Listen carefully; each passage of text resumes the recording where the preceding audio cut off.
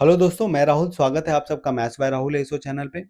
अपने previous year question की series में आज हमने लिया है 26 सितंबर सिर्फ 3 का पेपर और उम्मीद है ये सीरीज आप लोगों को पसंद आ रही है। और यदि पसंद आ रही है तो वीडियो को लाइक कीजिए, चैनल को सब्सक्राइब कीजिए और अपने दोस्तों के साथ भी शेयर कीजिए। तो आइए शुरू करते हैं। अच्छा हाँ, शुरू करने से पहले हम आप लोगों से ये बताना चाहते हैं कि अभी कुछ दिनों से हम वीडियो नहीं डाल पा रहे थे क्योंकि हम थोड़े व्यस्त चल रहे थे। और मैंने कि जैसा पोस्ट किया था कि मुझे बेटी हुई है, तो इन्हीं सब कारणों में बिजी थे। तो अब जो हमारा सीरीज है ये चलेगा, हालांकि ये लास्ट ही शिफ्ट का सवाल बचा हुआ है। इसके बाद हम लोग कोई नया शिफ्ट शुरू करेंगे। और जैसा कि आप लोग सजेस्ट कीजिएगा, जैसा भी कि यदि सी एच एस एल शुरू करना है तो सी एच एस एल शुरू करेंगे, रेलवे शुरू करना है तो रेलवे शुरू करेंगे। ठीक है, जो भी आप लोगों के लिए बेनिफिशियल हो। ठीक है, ताकि ये सीरीज, ये जो टॉपिक वाइज हम वीडियो डालते हैं उसके अलावा ये सीरीज हम चलाना चाहते हैं ताकि इससे आप लोगों को सवाल सॉल्व करने में हेल्प मिले। ठीक है, आप जो जान रहे हैं वो तो जान ही रहे हैं, लेकिन देखिए सिर्फ नॉलेज से कुछ नहीं होता है, सिर्फ कॉन्सेप्ट क्लियर होने से कुछ नहीं होता। यदि आपको लिमिटेड समय में सवाल बनाना है ना, तो आपको अपना अप्रोच भी अच्छा रखना होगा। ठीक है, और ये जो सीरीज है ना जिसमें हम क्वेश्चन सॉल्व करके दिखाते हैं आप लोगों को, तो यहाँ पे हम आपको ये सिखाते हैं कि सवाल को कैसे आप लोग बहुत ही इजीली कम समय में सॉल्व कर सकते हैं। ठीक है, तो आइए शुरू करते हैं। ये आज के शिफ्ट का पहला सवाल है। इसमें आपको इसकी वैल्यू निकालनी है। तो मैंने आपको बताया कि जब भी आप सवाल देखें ना तो एक बार ऑप्शन जरूर देखें। यहाँ आप ऑप्शन देखिएगा तो ऑप्शन काफी दूर दूर है, तो आप इसको अप्रोक्स में भी कैलकुलेट कर सकते हैं। यहाँ पे 34.12 का आपको स्क्वायर निकालना है ना, आप 35 का स्क्वायर निकाल लीजिए। 35 का स्क्वायर कितना होता है? 12 और 25 यानी कि 1225। ठीक है, 35 का स्क्वायर 1225 और माइनस 7396, यही तो दिया हुआ है। आप इसको देखिएगा तो ये आंसर नेगेटिव में आएगा क्योंकि 1225 माइनस 7396, तो पॉजिटिव वाला तो आंसर होगा नहीं, और नेगेटिव में भी होगा तो 7396 से छोटा होना चाहिए। तो ऑप्शन नंबर ए एकमात्र ऑप्शन है। आइए अगले सवाल पे। ये अगला सवाल है। इसमें बोल रहा है कि बोतलों का उत्पादन 2 वर्षों में 16,000 से बढ़ के 26,000 हो गया, तो वार्षिक वृद्धि दर ज्ञात करना है आपको। तो देखिए, आपको चूंकि परसेंटेज इंक्रीज निकालना है ना, तो जब भी परसेंटेज में चीजें पूछती है ना तो आपको एग्जैक्ट वैल्यू लेके बनाने की जरूरत नहीं है। आप इसको सिंपलेस्ट रेशियो में तोड़ सकते हैं। आप ये बोल सकते हैं कि बोतल का प्रोडक्शन 2 वर्षों में, ठीक है, यहाँ से 3 जीरो और 3 जीरो काट दीजिए, और इसको 2 से काटेगा तो 8 और 2 से काटेगा तो 13। आप सीधा सीधा सवाल ये बोल सकते हैं कि जो बोतलों का प्रोडक्शन है ना वो 2 साल में 8 यूनिट से बढ़ के 13 यूनिट हो गया।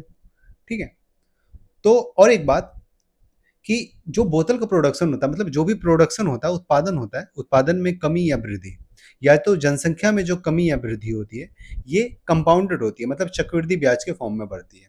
ठीक है, ये पहली बात थी।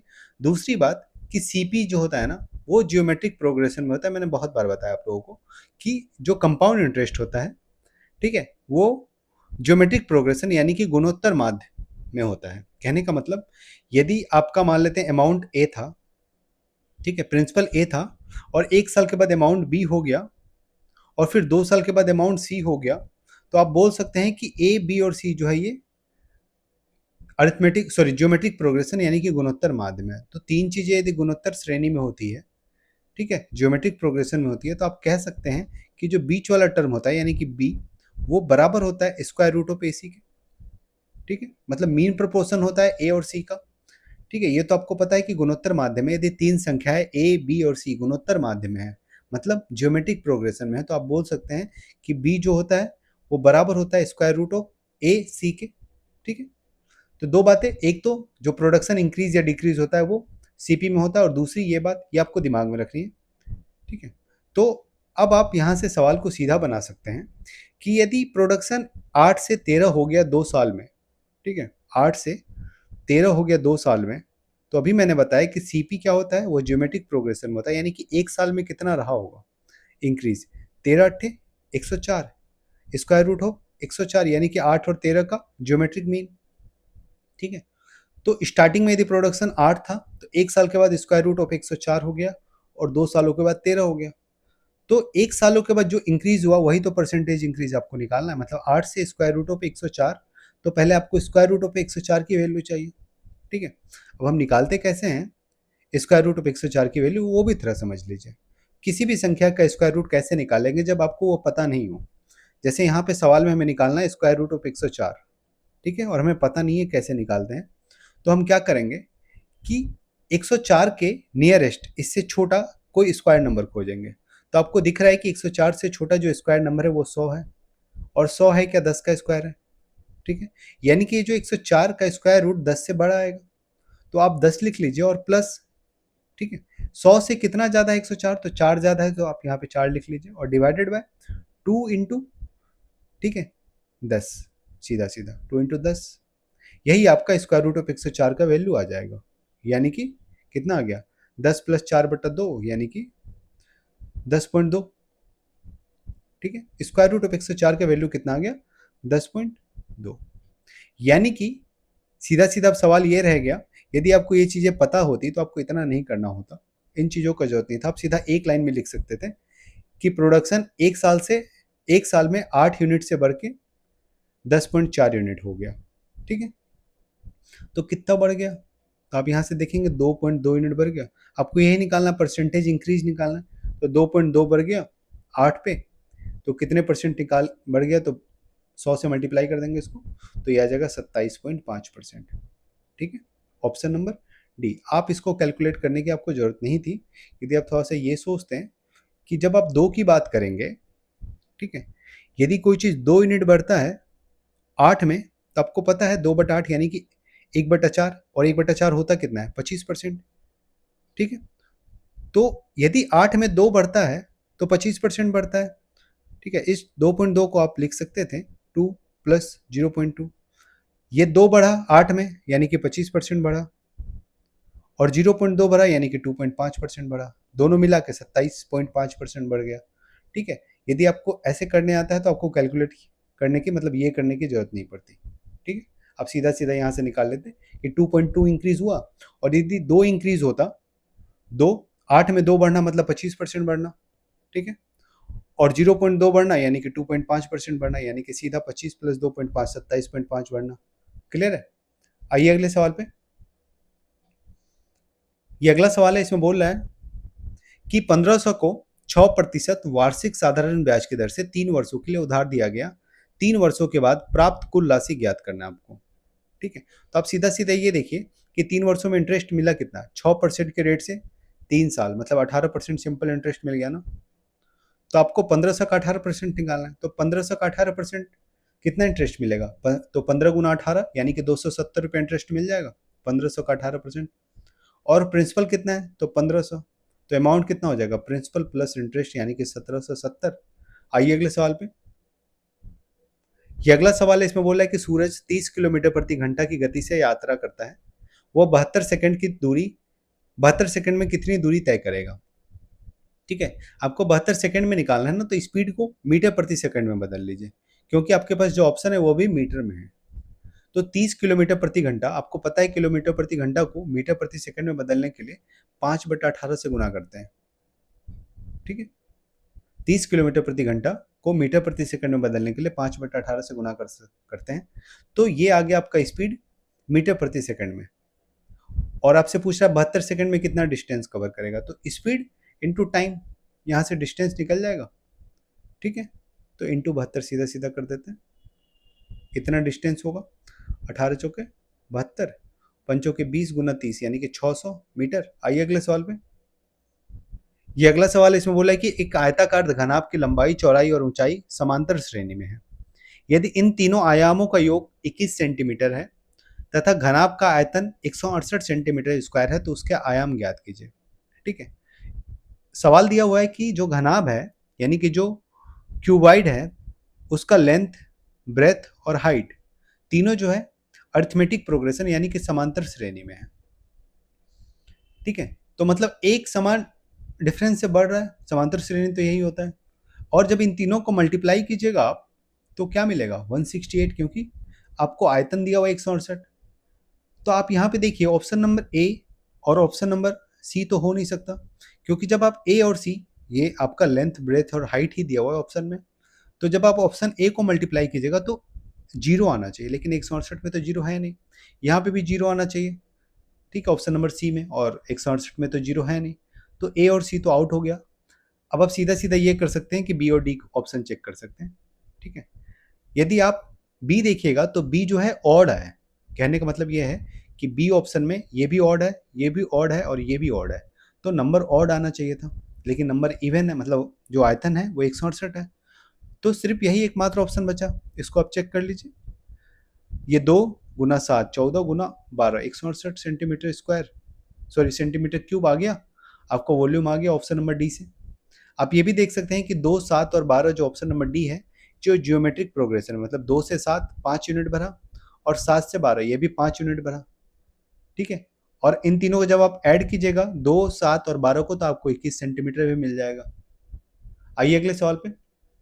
हालांकि आपको इतना करने की जरूरत नहीं थी, आप सीधा सीधा ये देख सकते थे कि ऑप्शन नंबर ए और सी को जब आप मल्टीप्लाई करेंगे तो जीरो आना चाहिए, लेकिन 168 में जीरो नहीं है, तो ऑप्शन नंबर ए और सी तो आउट हो गया था।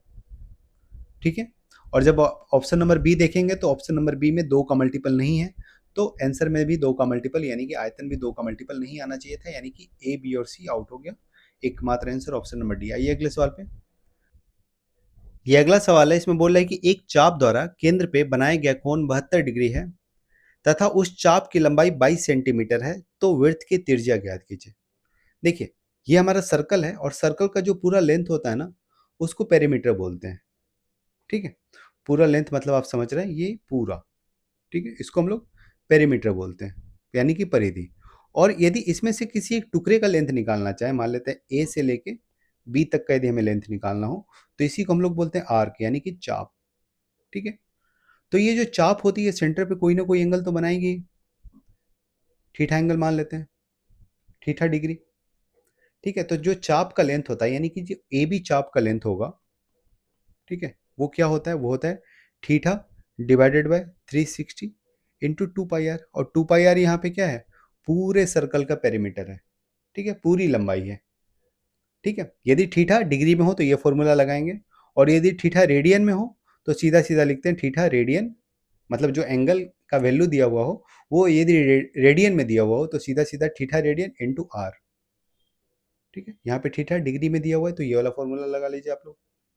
तो यहाँ से यदि इसको यूज करेंगे आप लोग, तो ए बी चाप का लेंथ आपको दिया हुआ है कितना, 22 डिग्री, और आपको निकालना क्या है, रेडियस।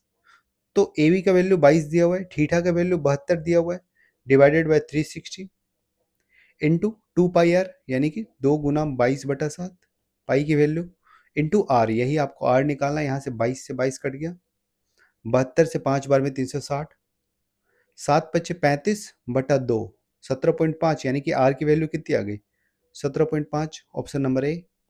ठीक है, आइए अगले सवाल पे। ये अगला सवाल है, इसमें बोले कि एक व्यक्ति अपनी आय का 30% किराए पे, 20% किराने के सामान पे और 25% अन्य खर्चों पे खर्च करता है। यदि वह 9,000 रुपए की बचत करता है तो उसकी कुल आय कितनी है। देखिए, उसने खर्च कितना किया, 30% प्लस 20% 50% प्लस 25% 75% उसने खर्च कर दिया। ठीक है, बचाए कितने, 25% बचाए होंगे ना, 75% यदि उसने खर्च कर दिया तो 25% बचा होगा। और यदि 25% का वैल्यू 9,000 दिया हुआ है तो उसकी पूरी आय क्या होगी, 100% होगी ना, तो 100% की वैल्यू 9 चौके 36। आइए अगले सवाल पे। ये अगला सवाल है, इसमें बोले कि एक दुकान अंकित मूल्य पे 25% की छूट देता है, लेकिन छूट के बाद की कीमत पे 5% का वेट लगाती है। यदि अंकित मूल्य 1600 है तो ग्राहक द्वारा भुगतान की जाने वाली अंतिम राशि कितनी होगी। देखिए, सबसे पहली बात है कि मार्केट प्राइस आपका 1600 दिया हुआ है, तो छूट मार्केट प्राइस पे ही दे रहा है, यानी कि 25% की जब छूट देगा 1600 पे, तो 25% मतलब 1/4, तो 1600 का 1/4 यानी कि 400 का छूट देगा, तो बेचेगा कितने में, 1200। ये सेलिंग प्राइस आ रहा था, लेकिन इस पे 5% का वैट भी लगाना है, वैल्यू एडेड टैक्स। तो 1200 का 5%, तो 1200 का 10% 120, तो 5% 60, यानी कि 60% का इस पे टैक्स भी लगेगा। तो कितने में बिकेगा, 1260 में। आइए अगले सवाल पे। ये अगला सवाल है, इसमें बोला है कि एक कार 3 समान दूरियां क्रमशः 30 किलोमीटर प्रति घंटा, 45 किलोमीटर प्रति घंटा और 90 किलोमीटर प्रति घंटा की गति से तय करती है। पूरी यात्रा के लिए कार की औसत गति क्या है। आप लोगों को पता है जो एवरेज स्पीड होता है, यानी कि औसत गति, वो होता है टोटल डिस्टेंस बटा टोटल टाइम।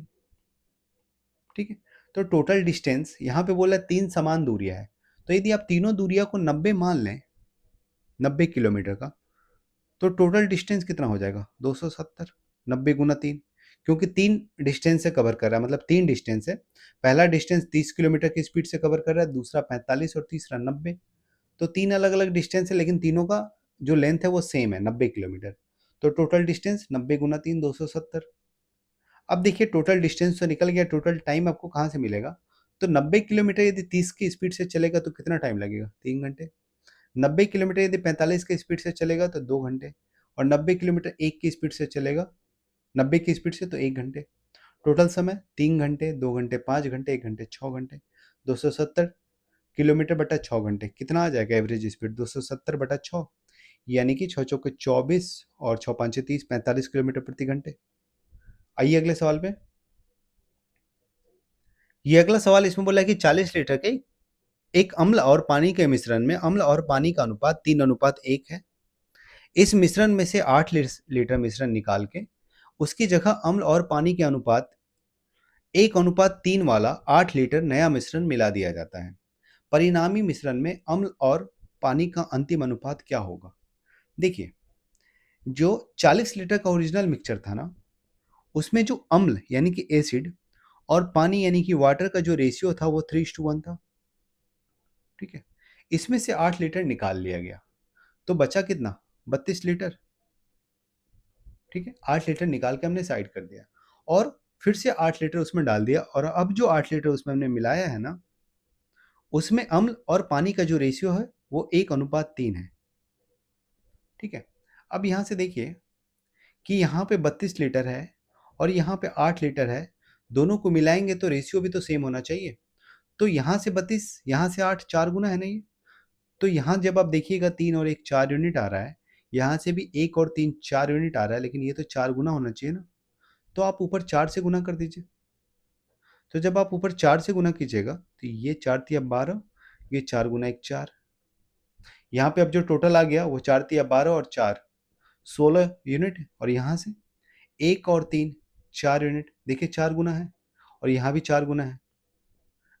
ठीक है, अब आप रेशियो को सीधा सीधा जोड़ सकते हैं क्योंकि आपने इसको बैलेंस कर दिया है। ठीक है, तो सीधा सीधा जब आप जोड़िएगा तो यहाँ देखिएगा एसिड कितना आ जाएगा? 4 तिया 12 और 1 13 यूनिट, और वाटर 4 गुना 3 7 यूनिट, ऑप्शन नंबर बी। तो यदि हम इन दोनों को मिलाएंगे 32 लीटर और 8 लीटर वाले मिश्रण को, तो हमारा जो एसिड और वाटर का रेशियो आएगा वो 13:7 आ जाएगा। ठीक है, आइए अगले सवाल पे। ये अगला सवाल है, इसमें बोला है कि ललित किसी कार्य को 15 दिनों में पूरा कर सकता है, लक्ष्मण उसी कार्य को 25 दिनों में पूरा कर सकता है। दोनों मिलके 5 दिनों तक काम करते हैं, इसके बाद शेष काम को ललित और देवन मिलके 4 दिनों में पूरा कर देते हैं। बताइए देवन अकेला उस काम को कितने दिनों में पूरा कर सकता है? देखिए, आप इस सवाल को नॉर्मली जैसे हम लोग बनाते हैं, कैपेसिटी निकाल के आप बना सकते हैं, लेकिन इस सवाल के लिए ज़्यादा ईजियर तरीका एक है, वो मैं बताता हूँ आपको। ठीक है, आप इससे एक लाइन में सवाल बना सकते हैं। आप सीधा सीधा ये सोचिए कि ललित यदि किसी काम को 15 दिनों में कर सकता है, तो एक दिनों में 1/15 काम करेगा या नहीं करेगा? तो ललित एक दिन में 1/15 काम कर लेगा, क्योंकि 15 दिनों में पूरा काम करता है, तो एक दिन में 1/15 काम कर लेगा। ललित कितने दिन काम कर रहा है? यहाँ पे देखिए, लक्ष्मण के साथ मिलके 5 दिन और देवन के साथ मिलके 9 दिन, सॉरी 4 दिन, यानी कि ललित टोटल 5 + 4 9 दिन काम करता है, तो 9 दिन में 9/15 काम कर लेगा। ठीक है, अब यदि बात करें हम लोग लक्ष्मण की, तो लक्ष्मण 25 दिन में काम पूरा करता है। ठीक है, तो एक दिन में कितना काम करेगा लक्ष्मण? 1/25। और लक्ष्मण काम कितने दिन कर रहा है? तो 5 दिन कर रहा है ललित के साथ मिलके। एक सेकेंड, यहाँ पे तो 5 दिनों में लक्ष्मण 5/25 काम कर लेगा। ठीक है, दोनों ने मिलके कितना काम किया? यहाँ से देखिए, ये हो जाएगा 3/5 और ये हो जाएगा 1/5। तो 3/5 और 1/5 यानी कि टोटल 4/5 काम इन लोगों ने कर दिया। टोटल काम एक होता है। ठीक है, जिसमें से 4/5 काम हो चुका, तो काम बचा कितना? मतलब 5 हिस्से में से 4 हिस्सा काम हो चुका, तो एक हिस्सा काम बचा ना 5 में से। 5 में से एक हिस्सा काम बचा, और ये कर कौन रहा है? देवन कर रहा है 4 दिनों में। आप यहाँ से देखिए, ये 4 दिनों में देवन और ललित दोनों ने मिलकर किया था। ललित का तो हिस्सा हमने पहले ही काउंट कर लिया है, तो ये 4 दिनों में किसका काम बचा है? सिर्फ देवन का। यानी कि 1/5 काम देवन अकेला 4 दिनों में करता है। तो देवन यदि 1/5 काम 4 दिनों में करता है, तो एक काम कितने दिनों में करेगा? तो 5 गुना 4, 20 दिनों में करेगा। एक लाइन का सवाल था। आइए अगले सवाल पे। ये अगला सवाल इसमें बोला है कि दो समविषुवतीय बेलनों की आयतनों का अनुपात 2:3 है। यदि उसकी त्रिज्याओं का अनुपात 1:2 है तो उनकी ऊंचाइयों का अनुपात क्या होगा। ठीक है, तो बेलन के आयतन क्या होते हैं? तो आपको पता है जो बेलन का आयतन होता है वो होता है pi R square H. Pi R square H. ठीक है, दो बेलन है तो दोनों का हम लोग अलग अलग आर मान लेते हैं। आप यहां से देखिए पाई तो कॉमन ही है दोनों में। ठीक है, और दोनों का आयतन का अनुपात दिया हुआ है सवाल में 2:3, और हाइट का अनुपात आपको निकालना है, रेडियस का अनुपात दिया हुआ है 1:2, यानी कि R1 और R2 का रेशियो 1:2 दिया हुआ है।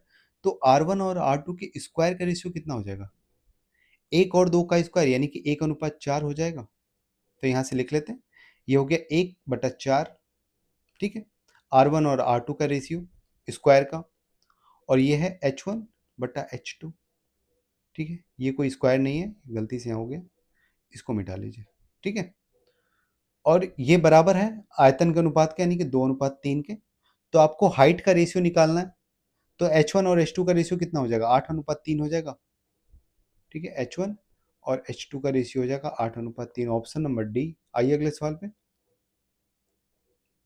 ये अगला सवाल है, इसमें बोला है कि यदि किसी प्रिज्म की ऊंचाई 3 गुनी कर दी जाए और उसके आधार का क्षेत्रफल अपरिवर्तित रहे तो उसके आयतन पे क्या प्रभाव पड़ेगा।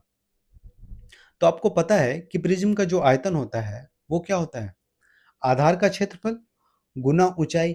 ठीक है, तो जो प्रिज्म का वॉल्यूम होता है वो होता है बेस का area, area of base into height. और सवाल में दिया हुआ है कि बेस का एरिया जो है वो उसको चेंज नहीं किया जा रहा है, यानी कि इसको नहीं चेंज किया जा रहा है। ठीक है, तो सीधा सीधा हाइट पे डिपेंड करेगा, और सवाल में ये भी दिया हुआ है कि हाइट 3 गुना हो जा रहा है। तो यदि हाइट 3 गुना हो जा रहा है तो वॉल्यूम भी तो 3 गुना हो जाएगा। ठीक है, आइए अगले सवाल पे। ये अगला सवाल इसमें बोला है कि एक शंकु को पिघला के आधी त्रिज्या वाली दूसरे शंकु के रूप में पुनः ढाला जाता है। यदि मूल शंकु की ऊंचाई 12 सेंटीमीटर थी तो नए शंकु का ऊंचाई ज्ञात कीजिए। देखिए, जब हम लोग किसी चीज को ढाल के दूसरे चीज में डालते हैं, किसी चीज को गला के दूसरे रूप में ढालते हैं, तो आयतन बराबर होता है। तो यहाँ पे जो पहली शंकु थी उसी से दूसरा शंकु बनाया गया है, तो दोनों का आयतन बराबर होना चाहिए। ठीक है, तो पहले शंकु का आयतन, यदि हम लोग, शंकु का आयतन क्या होता है? 1/3 पाई आर स्क्वायर एच। ठीक है, और जब आप आयतन बराबर करेंगे तो 1/3 पाई तो कैंसिल आउट ही हो जाएगा ना। चलिए इसको लिख के ही दिखा देते हैं, 1/3 पाई आर स्क्वायर एच। तो पहले शंकु का यदि रेडियस हम लोग R1 मान लें, चलिए R ही मान लेते हैं, तो आर स्क्वायर और पहले शंकु का हाइट दिया हुआ है 12 सेंटीमीटर इंटू एच बराबर होगा दूसरे शंकु के। तो दूसरे शंकु के भी आयतन में 1/3 पाई तो आएगा ही, इंटू आर स्क्वायर। अब देखिए यहाँ पे दिया हुआ है सवाल में कि बाद में जो हमने पिघला के जो शंकु बनाई ना, ठीक है, उसका त्रिज्या आधा हो गया। देखिए आधी त्रिज्या वाली शंकु बनाई हमने, तो त्रिज्या आधा हो गया, यानी कि r/2 हो गया। तो स्क्वायर करेंगे तो r²/2 का स्क्वायर 4। ठीक है, और ऊंचाई ही आपको निकालना है नए वाले शंकु का, इसका।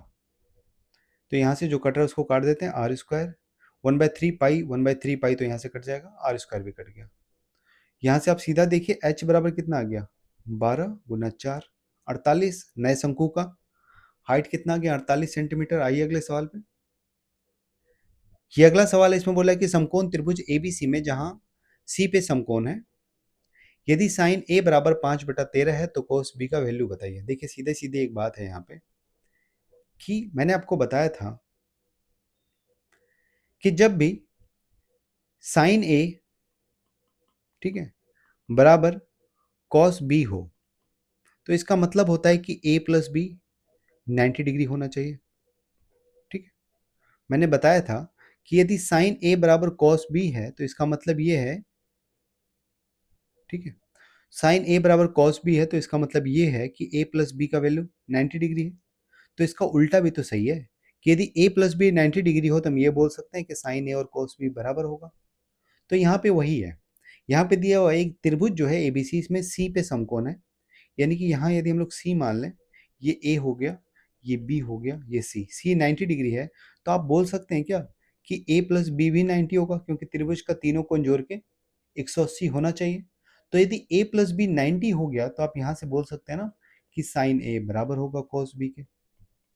तो यहाँ पे साइन a यदि 5/13 के बराबर है तो cos b भी 5/13 के बराबर होगा। आइए अगले सवाल में।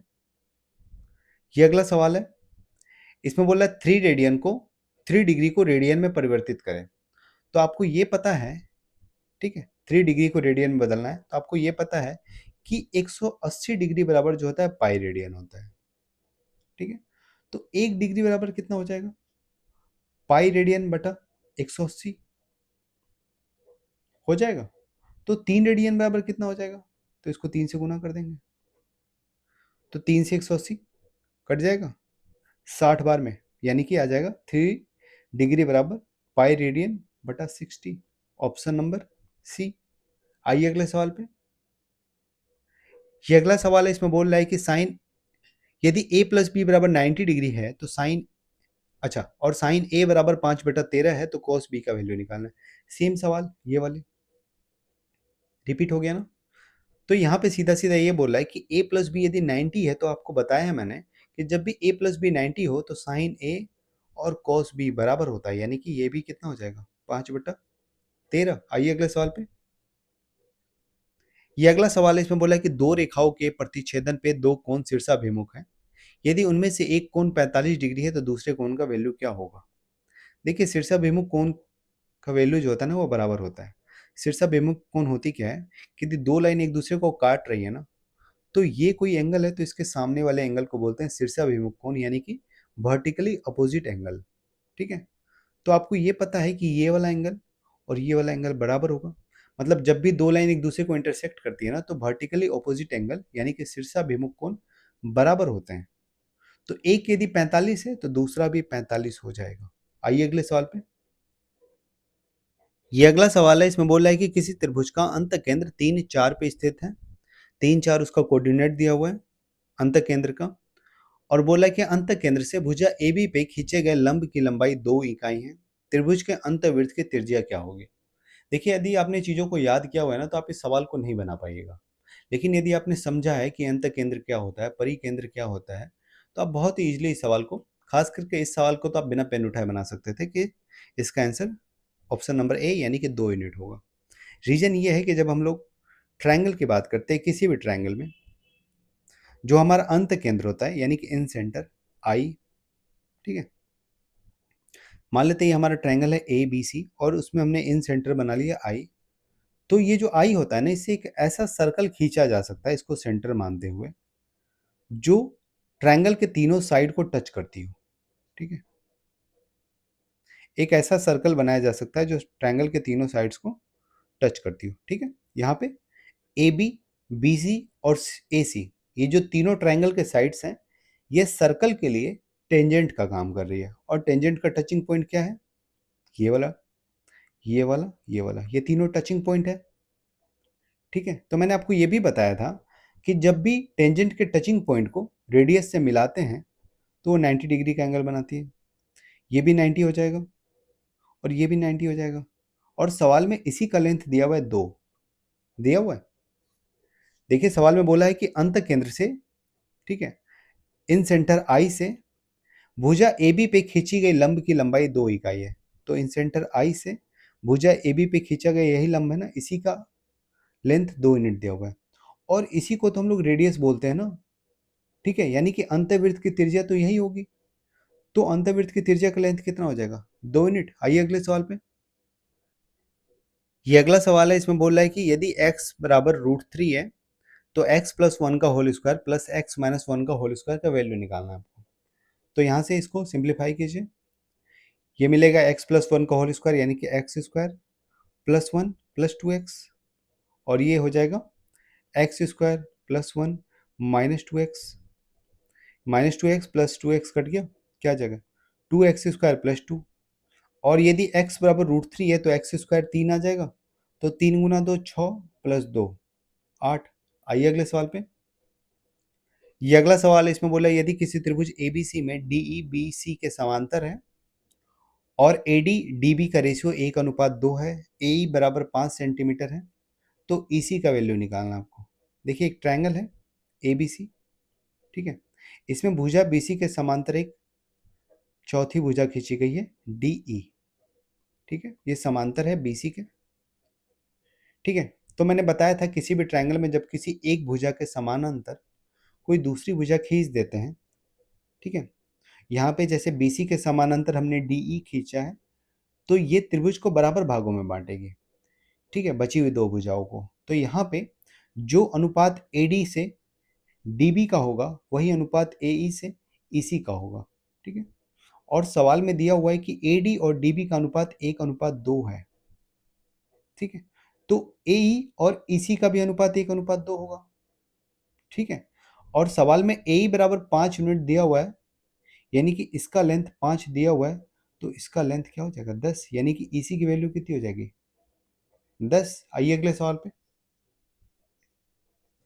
ये अगला सवाल है, इसमें बोल रहा है कि ए बी और सी डी बराबर जीवाएं हैं तथा वे केंद्र पे क्रमशः 50 डिग्री और x डिग्री का कोण बना रही है, तो x का वैल्यू क्या होगा। देखिए मैंने आपको बहुत बार बताया है कि जो दो समान जीवाएं होती है, मतलब किसी भी त्रिभुज में समान लेंथ की जो जीवा होती है ना, वो सेंटर पे समान एंगल बनाती है। जैसे यदि हम बात करें, एक सर्कल बना लिया हमने और इसमें दो जीवा यानी कि दो कोण बनाए, ये पहला और ये दूसरा, ठीक है। यदि दोनों का लेंथ बराबर है ना, ठीक है, तो ये सेंटर पे सेम कोण बनाएगी। मतलब यदि ये थीटा बना रही है तो ये वाला भी थीटा ही बनाएगी। तो यदि ए बी जीवा 50 डिग्री बना रही है ना, तो सी डी जीवा भी 50 ही बनाएगी, यानी कि एक्स का वैल्यू भी 50 ही होगा। हालांकि ऑप्शन में नहीं है तो ऑप्शन गलत है, ठीक है, ये B number option printing mistake है, यहाँ पे 50 डिग्री लिख लीजिएगा। ऑप्शन नंबर बी सही आंसर होगा इसका, 50 डिग्री, ठीक है। मैंने दो बातें बताई थी, पहला कि यदि दो जीवाएं समान लेंथ की है तो वो सेंटर पे समान कोण बनाएगी, दोनों ठीठा बनाएगी। दूसरी बात, यदि दो जीवाएं समान लेंथ की है तो सेंटर से दोनों का डिस्टेंस बराबर होगा, ठीक है। यदि ये डी है तो इसका भी डिस्टेंस सेंटर से डी ही होगा, ठीक है। ये दोनों बातें आपको दिमाग में रखनी है। आइए अगले सवाल पे। ये अगला सवाल है, इसमें बोल रहा है कि 10 सेंटीमीटर त्रिज्या वाले एक वृत्त में यदि कोई जीवा केंद्र पे 90 डिग्री का कोण बनाती है तो उससे बनने वाले वृत्तखंड का क्षेत्रफल क्या होगा। देखिए सेम सवाल मैंने पिछले 3-4 शिफ्ट में बताया है, तो इसको आप लोग एक बार खुद से बनाने का कोशिश कीजिएगा, ठीक है। और बन जाए यदि तो कमेंट बॉक्स में आंसर भेज दीजिएगा, हम देख लेंगे, ठीक है। आइए अगले सवाल पे। ये अगला सवाल है, इसमें बोला है कि टेन ए इक्वल टू 3/4 है, तो साइन ए का वैल्यू निकालिए। आपको पता है टेन ए होता क्या है, पी बटा बी, और पी की वैल्यू 3 दी हुई है, बी की वैल्यू 4 दी हुई है, और आपको ये भी पता है कि 3, 4 और 5 ट्रिपलेट होता है, यानी कि एच का वैल्यू क्या हो जाएगा 5। और साइन ए क्या होता है पी बटा एच, यानी कि साइन ए की वैल्यू क्या आ जाएगी 3/5। आइए अगले सवाल पे। ये आज का आखिरी सवाल है, इसमें बोल रहा है ए किसी कार्य को 30 दिनों में तथा बी उसी कार्य को 40 दिनों में पूरा कर सकता है। दोनों मिलकर 10 दिनों तक कार्य करते हैं, इसके बाद सी भी उनके साथ जुड़ जाता है और शेष कार्य 5 दिनों में पूरा हो जाता है। सी अकेला उस कार्य को कितने दिनों में पूरा करेगा, ठीक है। तो अभी हमने एक सवाल बनाया था ऊपर, ठीक है, और वहां मैंने बताया था कि ऐसे सवालों को आप नॉर्मल इफिशिएंसी वाले तरीके से भी बना सकते हैं, कि आप इसका पहले इफिशिएंसी निकाल लीजिए और फिर सॉल्व कीजिए, ठीक है। या तो फिर मैंने अभी जो सवाल आपको बताया ऊपर 3-4 स्लाइड ऊपर, ठीक है, तो आप वैसे भी बना सकते हैं। उसमें आप सीधा ये सोच सकते हैं कि ए यदि किसी काम को 30 दिनों में कर रहा है ना, तो एक दिन में 1/30 काम करेगा कि नहीं, ये करेगा। तो ए काम कितने दिनों तक कर रहा है, यहाँ पे देखिए, बी के साथ मिलकर 10 दिन और सी के साथ मिलकर 5 दिन, यानी कि ए 15 दिनों तक काम करता है, तो 15/30 काम कर लेगा। आगे आते हैं, बी 40 दिनों में काम कर सकता है, तो एक दिन में कितना काम करेगा 1/40। बी कितने दिनों तक काम करता है, तो यहाँ पे 10 दिन और यहाँ पे 5 दिन, बी भी 15 दिन काम कर रहा है, ठीक है। तो दोनों मिलके ए और बी, ठीक है, 15-15 दिनों में कितना काम कर लेंगे, तो यहाँ से देखिए 1/2 काम ये कर लेगा हाफ, और ये कर लेगा 3/8 काम, ठीक है, ये आ गया 3/8। जब इन दोनों को जोड़ेंगे 1/2 और 3/8 को, तो आपको मिलेगा 7/8, ठीक है। ए और बी ने मिलके 7/8 काम कर लिया, ठीक है। तो बचा कितना काम? टोटल काम 8 है, उसमें से 7 काम हो गया तो एक काम बचा ना, यानी कि 1/8 काम बचा। और इसी 1/8 काम को जो सी है वो इनके साथ मिलके, ए और बी के साथ मिलके 5 दिनों में पूरा कर रहा है। ठीक है, तो आप ये बोल सकते हैं कि 1/8 काम सी 5 दिनों में कर रहा है। तो पूरा काम यानी कि एक काम सी कितने दिनों में करेगा? तो 5 गुना 8, 40 दिनों में। Option number C. उम्मीद है क्लियर है। ठीक है, यदि नहीं क्लियर है तो आप लोग इसको वापस से देखिए एक बार। बाकी इफिशियंसी वाला तरीका भी बता ही देते हैं। यहाँ पे नॉर्मली हम क्या करेंगे, देख लेंगे ए, बी और सी, 3 लोग हैं। ए किसी काम को 30 दिन में करता है, बी 40 दिन में करता है और सी का पता नहीं है। ठीक है, तो एक काम मान लेते हैं, 30 और 40 का एलसीएम 120। तो ए की कैपेसिटी कितनी आ जाएगी? 4। बी की कैपेसिटी 5, सॉरी 3। ठीक है, बी की कैपेसिटी आ गई 3। देखिए ए और बी मिलके 10 दिनों तक काम करते हैं, यानी कि 4 + 3, 7 कैपेसिटी से 10 दिनों तक काम किया तो कितना काम कर लिया? 70 काम। काम टोटल है कितना? 120। और काम हो कितना गया? 70। तो बचा कितना काम? 50 यूनिट काम बचाना। ठीक है, और इसी 50 यूनिट काम को सी के साथ मिलके 5 दिनों में किया जा रहा है। ठीक है, तो ए, बी और सी की कैपेसिटी कितनी आ जाएगी? 10 यूनिट। ए की कैपेसिटी 4 है, बी की कैपेसिटी 3 है, तो सी की कैपेसिटी कितनी आ जाएगी? 4 3 7, 3 10, मतलब इसकी भी कैपेसिटी 3 आ जाएगी। तो यदि बी की कैपेसिटी सी की कैपेसिटी सेम है, ठीक है, ये देखिए बी की कैपेसिटी भी 3 है और सी की कैपेसिटी भी 3 है, तो दोनों को काम करने में सेम दिन लगेंगे या नहीं? 40 दिन। ठीक है, हो गया आज का। उम्मीद है आप लोगों को वीडियो पसंद आ रहा है। यदि वीडियो पसंद आ रहा है तो वीडियो को लाइक कीजिए, चैनल को सब्सक्राइब कीजिए और अपने दोस्तों के साथ भी शेयर कीजिए। और ये सीजीएल का सीरीज तो कंप्लीट हो गया 2025 का। ठीक है, अब हम लोग देखते हैं आगे क्या शुरू करते हैं। ठीक है, हालांकि आप लोग अपना सजेशन दे सकते हैं, टेलीग्राम पे भी दे सकते हैं। मेरा टेलीग्राम चैनल है जो मैंने यूट्यूब के डिस्क्रिप्शन लिस्ट में डाला हुआ है, वहाँ से देख के जुड़ जाइएगा टेलीग्राम पे। और आप लोग बताइए कि अगला हम क्या शुरू करें। बाकी जो टॉपिक वाइज है वो तो चल ही रहा है। ठीक है, तो इंतजार रहेगा आप लोगों के सजेशन का। तब तक के लिए बाय।